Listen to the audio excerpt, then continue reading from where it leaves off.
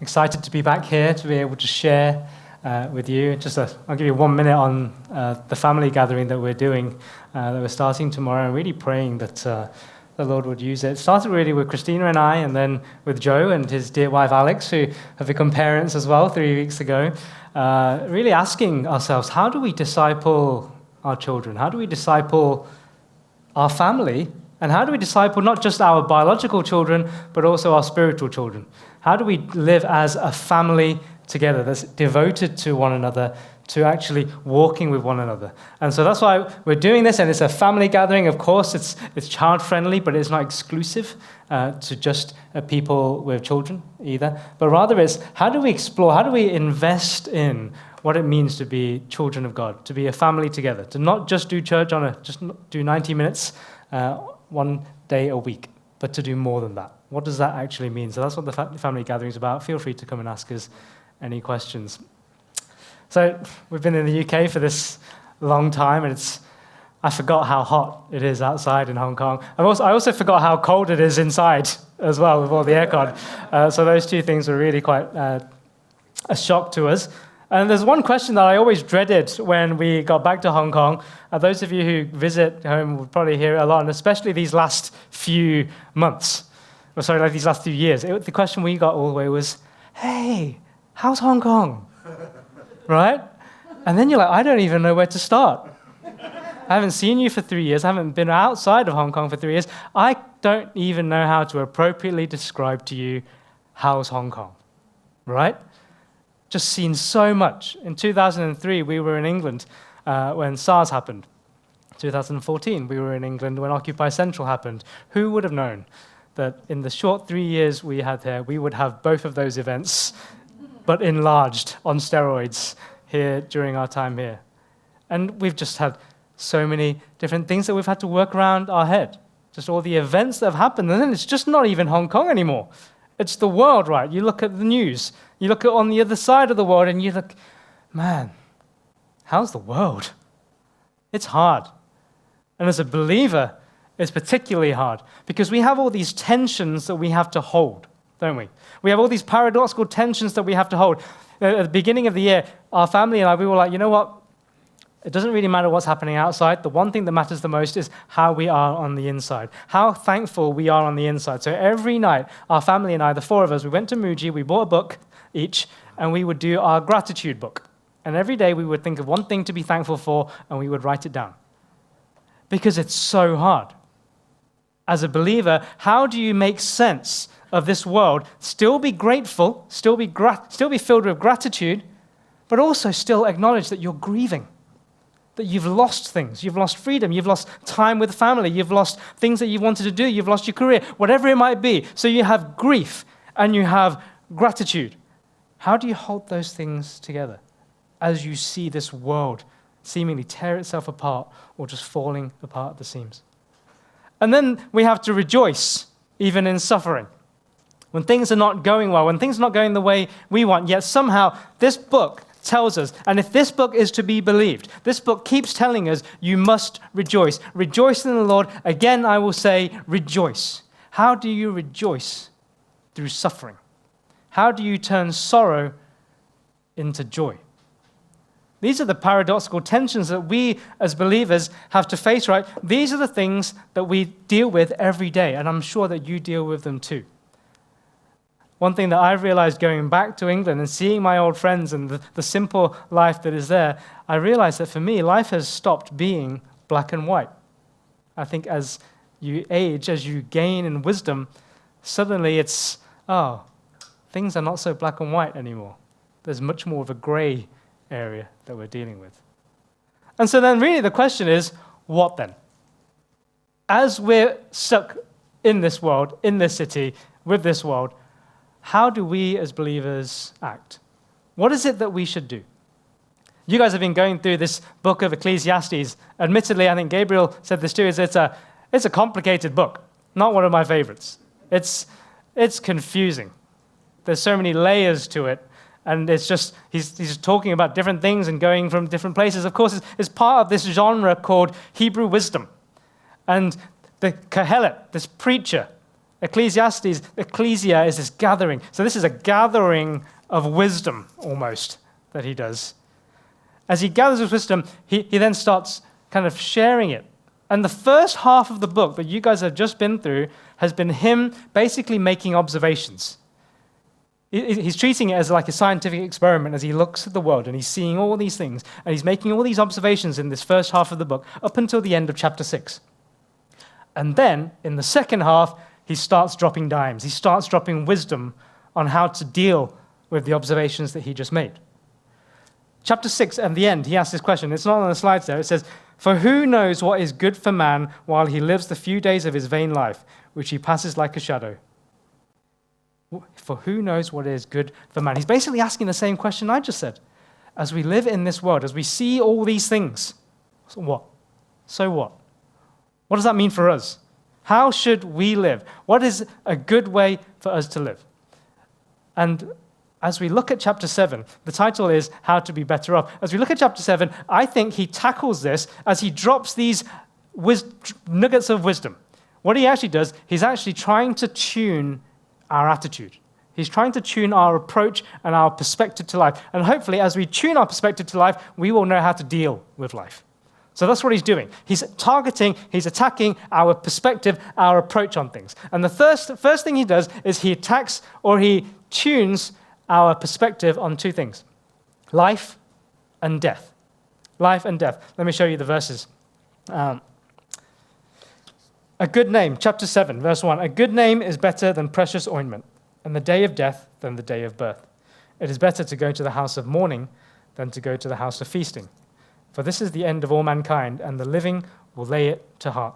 Sorrow is better than laughter, for by sadness of face the heart is made glad. The heart of the wise is in the house of mourning, but the heart of fools is in the house of mirth. He's saying it's better to be at a funeral than to see the birth of a baby. Isn't that interesting? Because no one would say, "Oh, I'd love to go to a funeral this week." No one would like to say that. He's tackling life by talking about death. And death is a topic that none of us really like to talk about. Chinese culture especially, and I've talked about this, we're terrified of death, right? Everything that we do is geared towards avoiding death. And every way we describe something to its extreme, we're always talking about death. And I've said this before, 飽死, sick 死, 燒死, 餓死, hard 死, everything is 死. Because there's something about death that we don't know what to do with, because we need to control. We need to control, but yet we don't know how to control death. We don't know what to do with it. Let me tell you about two kings. One of the kings is a guy called Louis XVI from France. He also did not like death. And he actually forbid people from mentioning the word death in his presence. So you were not allowed to. You'd have to just work around it, or just avoid the topic altogether. He didn't like it. There's another king called Philip II of Macedon. Macedon is the ancient kingdom of Macedonia. He had the opposite approach. He wanted to be reminded of death every day. He hired a servant to tell him every day at daybreak, "Philip, one day you will die." That was the job. Imagine being that servant. What a great job.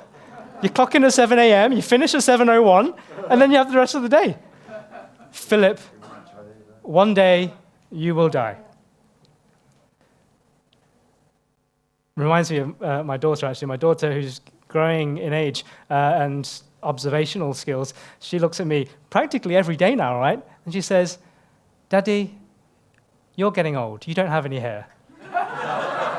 Like, practically every day, she'll remind me of that, right? And so Philip II had this servant remind him, "Philip, one day you will die." To remind him of his mortality, to remind him that life isn't all there is, that there is more to that. Allen Iverson, one of my favorite basketball players, would say, "I play every game as though it's my last." And so he had this mindset that who knows what will happen. And just to go back to Philip II of Macedon, this mindset of being reminded every day, "Philip, one day you will die," his child was then Alexander the Great. And it's interesting, isn't it? Because death is an interesting thing. And I can say I've had an interesting relationship with death myself. growing up, I was also afraid of death. In fact, there was one point, I've shared this story before maybe to some of you, as a teenager who was trying to figure out life and living completely in the present, my dad dragged me aside one day and said, James, I have this feeling that one day I will die early. The Lord will take me to heaven early. And he made me promise him to be true to my calling always. And from that day on, I was always thinking about death. I remember, so I used to work in McDonald's when I was 16. I remember him driving me to McDonald's. He was dropping me off there to go to my shift, and then he was actually doing a work trip, so he had to go. And in that moment, as I got out of the car and said goodbye to him, I was like, oh, this could be the last time I see my dad. Always. Have you had that? Do you know when you say goodbye to someone and you're like, oh, this may be the last time? I don't know, maybe when you get older and older, maybe that becomes more and more common. But I had that feeling. And then it wasn't just that work trip. It was, oh, they're not home yet. I'm just going to sit outside and just wait to see if they're back yet. And I had this relationship, and every time my mind was blank and not thinking anything, the word death would pop into my mind. It would just always be there. And I was terrified of it. 1 year later, he actually did die. After a trip to Hong Kong, we went back to England and had dinner. And then just at the dinner table, whilst eating, he fell off, and that was it. He was gone. And I'll tell you, that did one thing for me. It actually freed me, almost, from that fear of death. Because it's happened now. You know, when your worst fear has happened. We spent 3 years avoiding COVID. We go to England. And then we caught it. I went to a work trip to New York, so I caught the latest strain, the US strain. Cool. Got back to home. Oh, caught COVID. I remember Paul telling me when he caught COVID that he had the worst sore throat he'd ever had. And I was like, oh, you're just weak. And then I had it, and then it was just the worst sore throat I've ever had. I mean, I've always known that genetically, Paul and I are very similar. But for me, it was like, oh, we've had it. And then suddenly you're not as scared. And suddenly it's like, oh, I had it already. Death is an interesting one. So I want to ask you, what's your relationship with death? Because he says here, it is better to be at the day of death than at the day of a birth. What does that mean? That means, are you prepared? Are you acceptant? Are you embracing the fact that you will die? For older people, maybe you're better at this. For younger people, you live as though you won't ever die. Can I share something with you that's really sad and really morbid? Every single person in this room will die.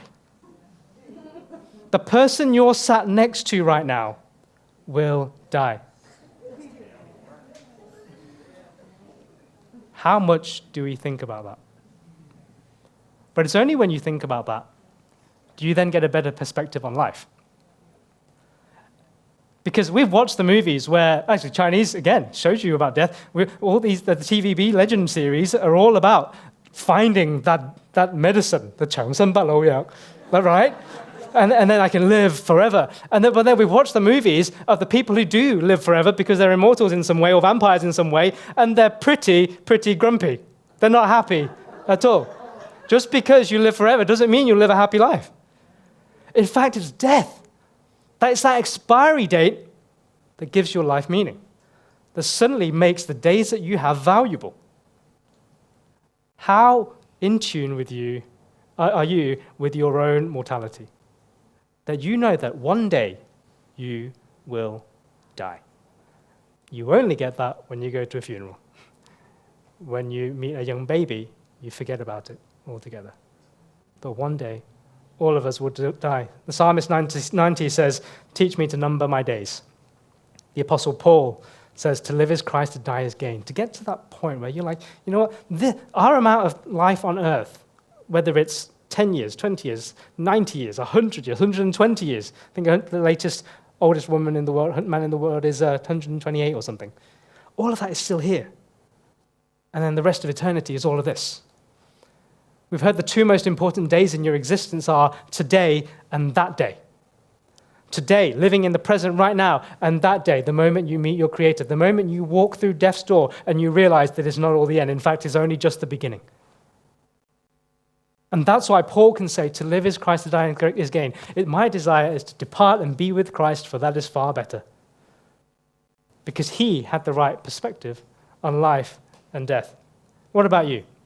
Do you live as though today is your last? Now, you can't really live as though today is your last, practically speaking. That cannot happen, right? Because if you did, then you wouldn't go to work, you wouldn't do your laundry, you wouldn't pay your taxes, and then you'd be in trouble the next day when you wake up and you're like, oh man, this is not my last day. I'm in trouble now. So practically speaking, you can't live as though every day is your last, but can you live as though eternity is real? Can you live with eternity in mind, that actually everything that I do today has earthly significance, but also has eternal significance?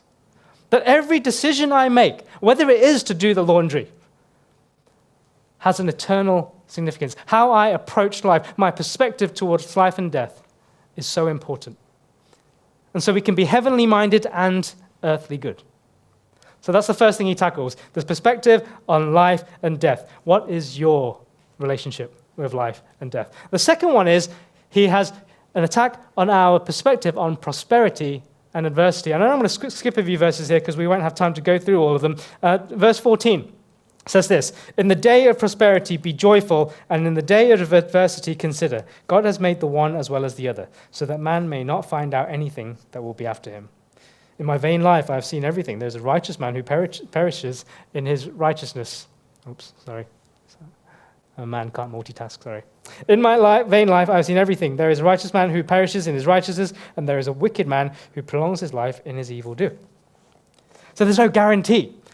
But somehow some of us treat the faith like that, right? If I read my Bible, if I wake up, if I pray, if I go to church, then I'm a good person, and then blessings will come upon me. Then I will live a good life. God is for me, not against me, so therefore he will help me find a parking space today. And everything will be good today. And my wedding day will be sunny because I'm a righteous person. Right? But yet, Scripture says very, very clearly, Kohelet observes, that's not true. Matthew 5:45 says it rains on the righteous and the unrighteous. We're all subject to the humidity here in Hong Kong, whether you're righteous or not. The sun shines on the righteous or the unrighteous. It doesn't make a difference, because the Christian faith, the perspective isn't about whether you get a good life or not, because that's this bit here. The Christian life is this, the whole of this. And it's a different thing, because when you remember that, then it changes the way you approach prosperity and adversity. It's important because Kohelet here is saying, have a level-headed approach to life. Peter says, be sober. What does that mean? Don't get so drunk and high on the things of life, and also don't drown your sorrows when things are not good. Have a level-headed approach to things. My dear brother and Alex, they recently had their baby, and of course, every parent of newborns will know how tiring it is, how much of a roller coaster it is, how much you realize that you are completely out of your control. I remember our two kids, and the one thing I learned when we had our two was that there will be good days when you sleep, or when my wife sleeps, gets to sleep 5 hours in a row without being interrupted. There will be good days, but they will never last. Because in a few days' time, there will be bad days. Because there's a growth spurt, there's teething, there's colic, there's all these other things. And there will be bad days. And then on the bad days, I remind myself, the bad days will also never last. Parenting, life is just like this. There's good days and there's bad days. As a believer, how do we approach that? Every time something bad happens to us, we're like, God, why me? Why did I not get that job? Right? Why is it raining today? Can you imagine? God's like, no, I never promised that. In fact, I told you the opposite. I said, in this world you will have trouble. Romans 5, it says it's suffering that is going to be the thing that brings out endurance, and then brings out character, and then brings out hope. James 1, it's counted all joy when you meet trials of various kinds, because it's that testing of your faith that will make you steadfast. It will make you perfect and lacking in nothing. I told you, I am your shepherd. You shall not want. I'll lead you beside still waters, green pastures. I will lead you in the right path. That's verse 3. And then he says, even though I walk through the valley of the shadow of death. Wait a minute, you just said you would lead me in the paths of righteousness for your name's sake. And then the next verse, I'm walking in the valley of the shadow of death. What? But that's what the shepherd said. I will lead you on the right path, and the right path is the hard path. Adversity. How do you approach adversity? Are you shocked, devastated, when you realize not every good thing is happening to me?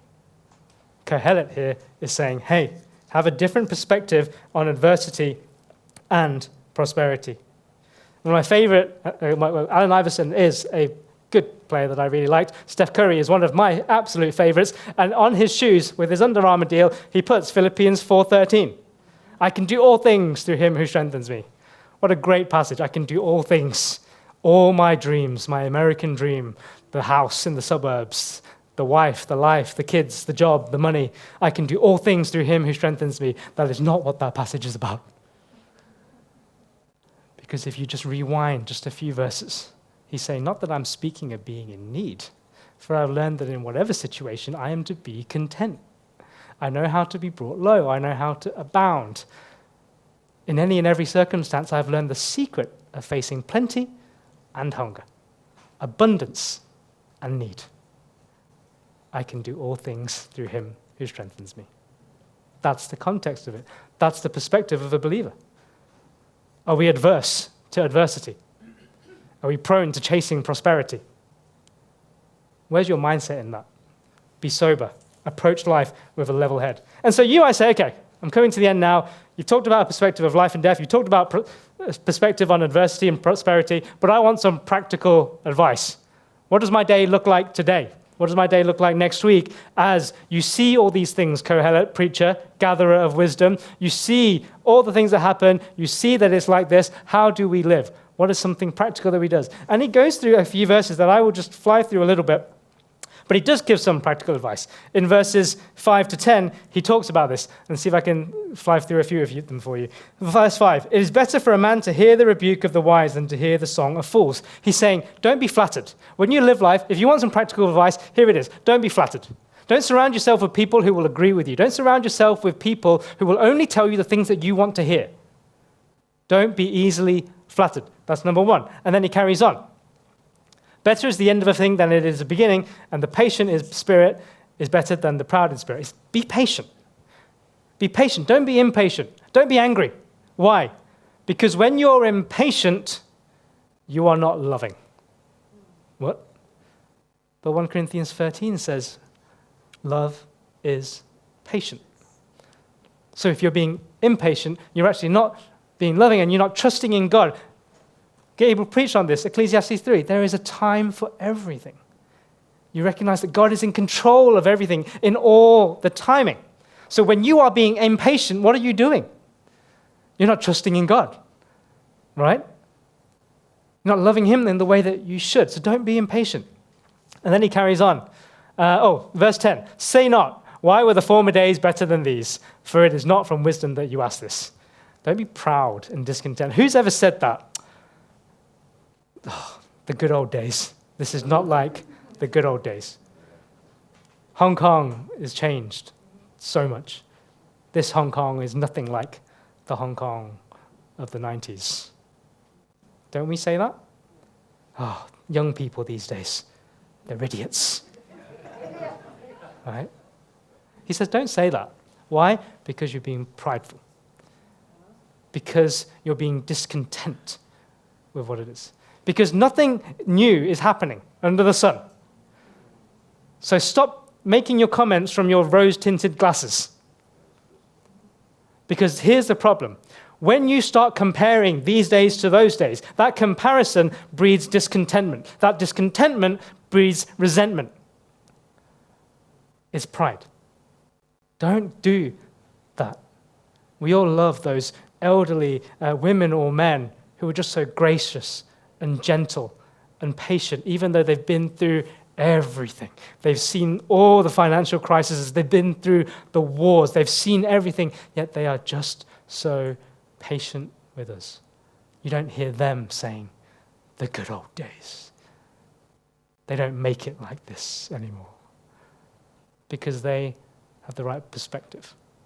And Kohelet's asking us to have that perspective. And I'll finish here, because he again, if you look at chapter 7, please, when you go home and look at it, he jumps around and bounces around in lots of places. He talks about perspective, then he gives a few wisdoms, droplets of wisdom, and then he just carries on with some more perspective issues. And then he finishes this chapter with something which is interesting, because he's talking about how to be wise.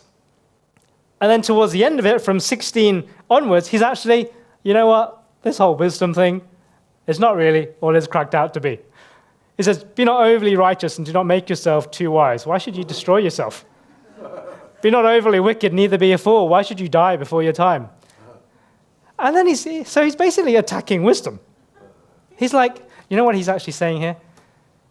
Avoid extremism. Don't be too conservative and rigid, but don't be immoral and go all the way to this side either. Avoid those extremes.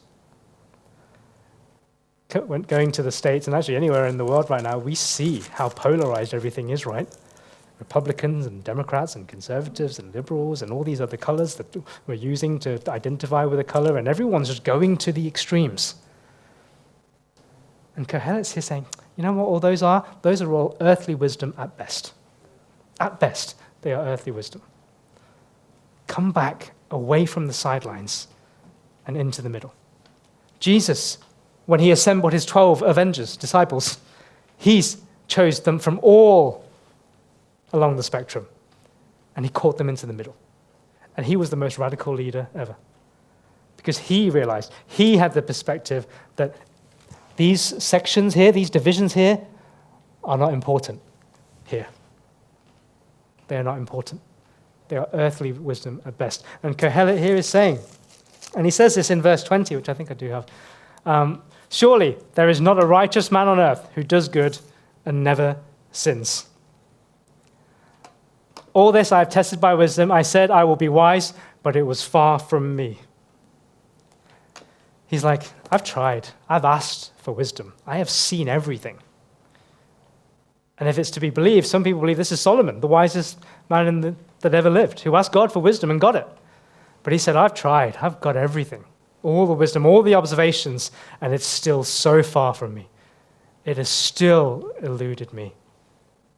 You can't get it. There is nothing. And then he finishes with this really depressing statement towards the end. See, this alone I found, that God made man upright, but they have sought out many schemes. That God made us this way, but then we have sought out many schemes, we have gone another way. So that's why he says in verse 20, surely there is not a righteous man on earth who does good and never sins. Why? Because we may have wisdom, but sometimes we don't act on it. Solomon, the most wise man ever. Have you seen how he ends his life? Have you heard how many concubines he had? Everyone knows one wife is more than enough. That wasn't very wise. Because it's one thing knowing what to do, and then it's another thing actually doing it. And he says, you know what? I've seen it all. You can't even get that kind of wisdom. Romans 7, that's what he's doing, and that's what we are. For we know what we should do, but we don't. And we know what we shouldn't do, but we do. Every time I try doing something good, sin is right there with me. And what does Paul say? What wretched men we are. What wretched men we are. And that's what Kohelet here is saying. He's like, just even give up that search for wisdom. I've been everywhere. I've seen everything. I can't find it. I don't know where it is. We are not capable of attaining that wisdom and acting on it. There is no one who is upright and no one who ever sins. And it's interesting for us because as a species, as a race, we're trying to improve ourselves over the years, whether it's technology, science, medicine, all these things. We're trying to improve our lives. We're trying to extend our lives. And yes, maybe the quantity of our days are extended, but the quality, are we really that much wiser? Is this world really that much better? In our pursuit for wisdom, in our pursuit in science, in our pursuit in all these things, aren't we still in the same place? In fact, in those pursuits, aren't we also bringing the end of the world closer? And that's Kohelet's observation. But you see, and this is where I'll finish. He said he'd seen everything. He said he'd seen every man, and there was no one who's upright. But who didn't he see? Because he lived in a time in the Old Testament where he didn't get a chance to see one who was upright, who was perfect. And as we sang earlier, that king from heaven that came to earth, he was upright. He did have wisdom, and he did live it out. Of course, that person is Jesus. Kohelet was a wise man. He made so many observations, and they're all good practical advice. And unfortunately, he makes these conclusions which are not wrong. But then if you fast forward, as the story continues, he would know, and I'm sure he finally got to meet, there was one who was wise. There was one who was truly perfect, who did never sin. 1 Corinthians 1, many years later, Paul talks about this issue of wisdom. He says, "Where is the one who is wise? Where is the scribe? Where is the debater of this age? Has not God made foolish the wisdom of the world? For Jews demand signs and Greeks seek wisdom, but we preach Christ crucified." And Jesus himself is the wisdom of God. He is the one who is upright. He is the one who is wise. So if you want any practical advice on how to live, if you want any practical advice on how to be better off, look to Jesus. Find your answer in Jesus. If you are struggling with your perspective on life and death, look to Jesus, because he came and he defeated death, so that people like me are no longer afraid of death, because I know what it really just is. It's just here. If you are struggling with your life and there are challenges and there is adversity, or you are also blessed with prosperity and you're wondering, what do I do? Look to Jesus. Jesus is the only one who is wise. Focus on this book. This book, all these chapters from before, point to him. He is the wisdom. He is the power of God. He is the very thing we need to navigate this world that is so grey, that is so up and down, that is so messed up. Focus on him. Jesus is the center and the answer to everything. Find him, and the answers will be there. Let's pray.